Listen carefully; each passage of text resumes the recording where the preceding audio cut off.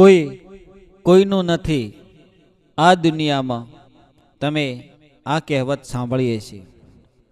તમે તમારા કુટુંબીજનો, તમારા સગા વહાલા, તમારા મિત્રો, તમે આ દુનિયામાં બીજાના માટે ગમે તેટલું કરશો, પણ તમને એ લોકો ક્યારેય તમારા માટે કશું નહીં કરી શકે. તમે એકલા પડી જશો.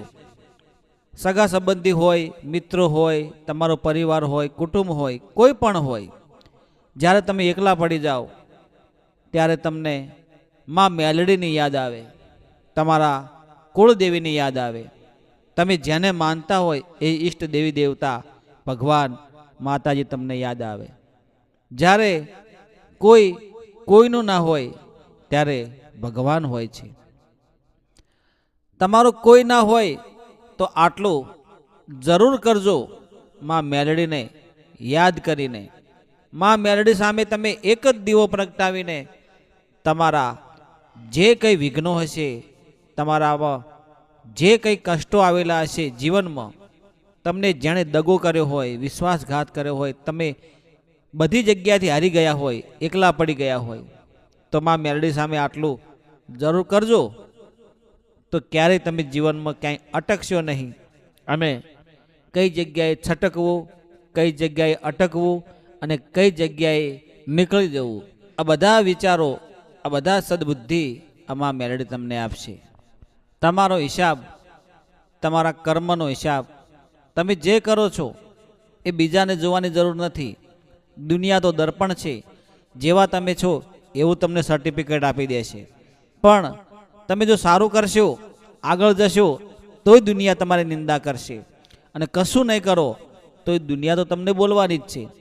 પણ તમે એની ચિંતા કર્યા વગર, તમે એનો હિસાબ કર્યા વગર તમે ચિંતા ના કરો અને બધો આધાર, બધો ભરોહો, બધો વિશ્વાસ માં મેલડી પર મૂકી દો, તો મેલડીમાં તમારું 100% નાવડું તારી દેશે.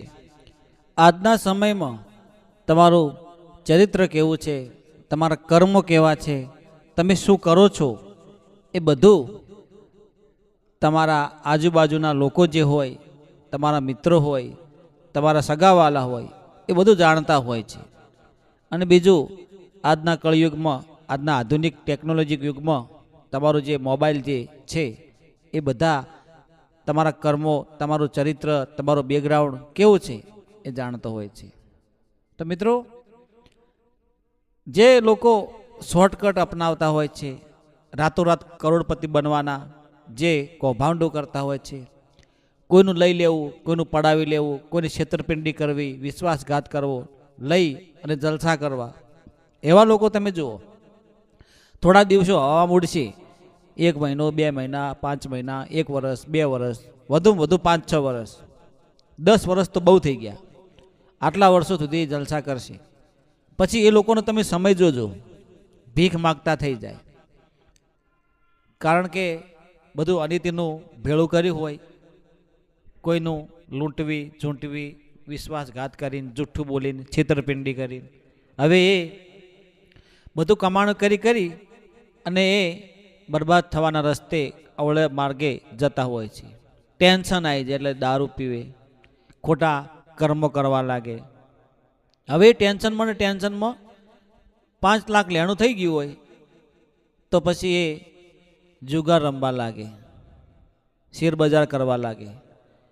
હવે 5 લાખની જગ્યાએ 10 લાખ લેણું થઈ જાય એ જુગારમાં ને શેર સપ્પામાં, શેર બજારમાં. હવે વધારે ટેન્શન આવે એટલે પછી શું કરે, ચોરીઓ કરવા લાગે, કોઈનું જે તે જગ્યાએ કંઈ હોય એ બધું પડાવી લેવું, લૂંટી લેવું, આવા બધા કર્મો કરવા લાગે. આ કર્મો કરે એમાં તે પકડાઈ જાય એટલે પોલીસના હાથે માર ખાય, દંડા ખાય, પછી સુધરી અને લાઈન ઉપર આવે. પછી હવે કે હું, મારું કોઈ નથી, મારા ઘરવાળાએ નથી, મારો પરિવારે નથી, મારો કુટુંબે નથી, મારા બાળકોય નથી, બધી રીતે એકલો પડી જાય. પછી એ શું કરે, હવે કે મારે હવે મરી જવું છે, જીવવું જ નથી. એટલે એ આત્મહત્યા કરવાનું વિચારે. આત્મહત્યા કરવાનું વિચારે એટલે એનો જે જીવ છે મોક્ષ ગતિ પ્રાપ્ત ના કરે, એ ભટકે અને જે એની અધૂરી જે ઈચ્છાઓ હોય એ પૂરી કરે. કારણ કે કર્મ છે કોઈને છોડતું નથી અને કર્મ ભોગવ્યા વગર તમને મોક્ષ મળતો નથી. તો આવું બધું શું કામ કરવું પડે? જ્યારે તમે અનિત્યનો રૂપિયો લાયો, અનિત્યના રૂપિયે તમે અનાજ લાવ્યું, અનિત્યના રૂપિયે તમે જે ખર્ચા કર્યા, મોજ મસ્તી કરી, એ તમારી અને તમારા પરિવારને તમે ખવડાયું અનિતિના પૈસે. નીતિ વગરનો જે પૈસો તમે તમારા ઘરમાં લાવ્યો અનિતિનો, એ પૈસે તમે અનાજ લાવ્યું, એનાથી તમે તો ખાધું, તમારા પરિવારને ખવડાયું. એટલે જે અનિતિ વગરનું આવ્યું એ તમારા પરિવાર લોકોએ ખાધું, તો એમની પણ બુદ્ધિ ભ્રષ્ટ થઈ ગઈ. એટલે એ લોકો તમે જ્યારે સંકટમાં હતા ત્યારે તમને મદદ ના કરી, સગાવાલાઓએ તમારી મદદ ના કરી અને તમે એકલા પડી ગયા. એકલા પડી ગયા એટલે તમે અવળા માર્ગે ગયા. અવળા માર્ગે ગયા એટલે તમે દારૂ પીધા, ચોરીઓ કરી, જુગાર રમ્યા, શેર બજાર કરી, છેવટે તમારે આત્મહત્યા કરવાનો વારો આવ્યો.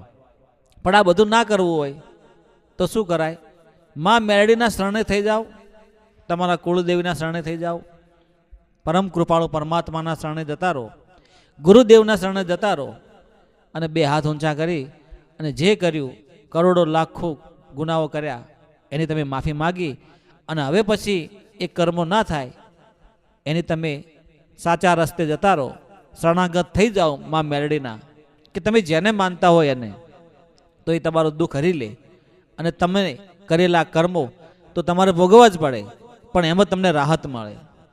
તમે જે કર્મો કર્યા હોય એ તો ભોગવવા તો પડે જ, પણ જો તમે શરણાગત થઈ જાઓ ભગવાનના, માતાજીના, માં મેલડીના, તમારા કુળદેવીના, તો તમને એમાં રાહત મળે અને એ ધીમે ધીમે તમે સદમાર્ગે જાઓ તો તમે એક સિદ્ધ પુરુષ બની જાઓ જ્યારે માં મેલડીની કૃપા થાય ત્યારે.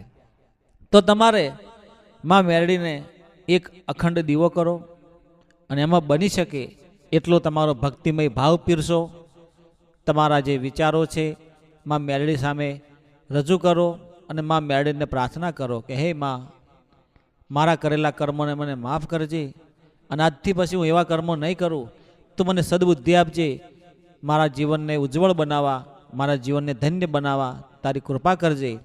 હે માં, બનેલા ગુનાઓ મને માફ કરજે અને મારા જીવનને કઈ રીતે આગળ પ્રજ્વલિત કરવું એનો મને રસ્તો બતાવજે.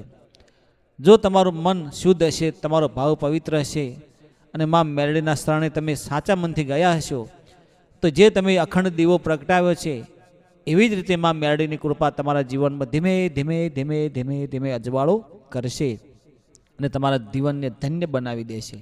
મિત્રો, કહેવાનો અર્થ એ છે કે જીવનમાં ક્યારેય કોઈને લૂંટાવી ના લેશો, પડાવી ના લેશો, છેતરપિંડી ના કરશો.